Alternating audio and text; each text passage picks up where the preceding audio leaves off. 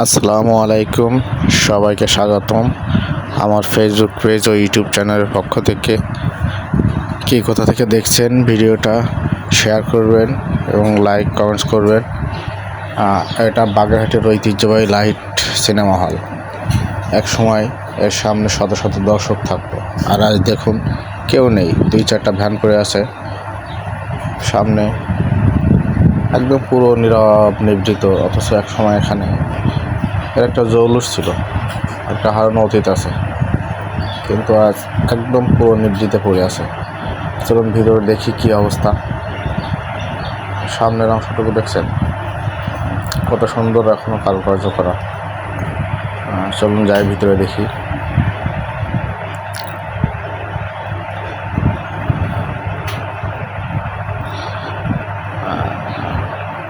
দেওয়ালগুলো ইট সুরকি সব ভেঙে ভেঙে পড়ছে।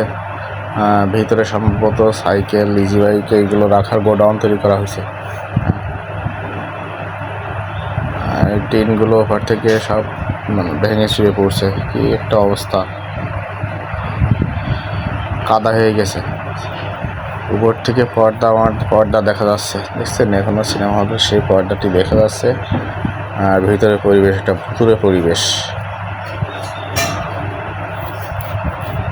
উপরে টিনগুলো নষ্ট হয়ে গেছে, তাই সামনে টাঙিয়ে রাখছে যাতে ভিতরে পানি না পড়ে। ভিতরে কাদা, অথচ এখানে একসময় শত শত হাজার হাজার দর্শক থাকতো। হায়রে, টিনগুলো একদম পুরো ছিদ্র।